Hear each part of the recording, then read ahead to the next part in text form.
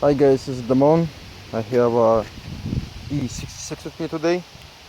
Gonna tell you a little bit about the battery cable that goes for the airbags.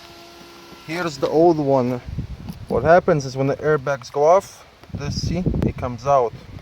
And you have to change it because you'll have your airbag light on, and also you'll have sometimes what happens is that when you'll be driving, this there pops out and then it's gonna say engine malfunction, reduced power. I had an issue with that on my E66.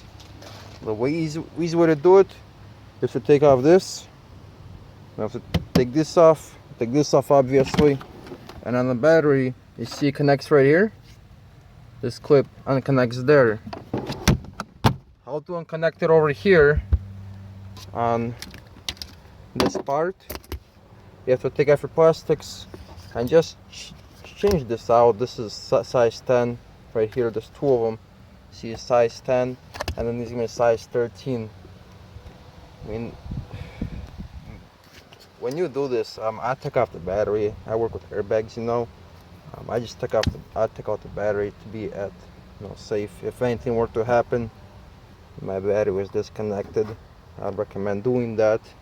It's actually very simple to change. There's a false rumor going around that the wire goes from here all the way to the front of your vehicle, which is not true.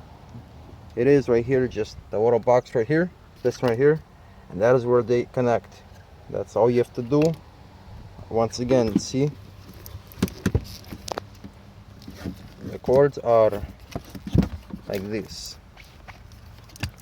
In the very beginning, they're like this. It has the plastic cover under too. When the accident happens, this fuse right here, it blows this out. It blows it out. It means your car will not start, and your airbag light will be on. You can push it back in there, if you have to move around the car or drive it, a little bit. But I would not recommend driving that long time because it may cause issues to your car. Just to change it out, it's not very hard. This is the tools I used.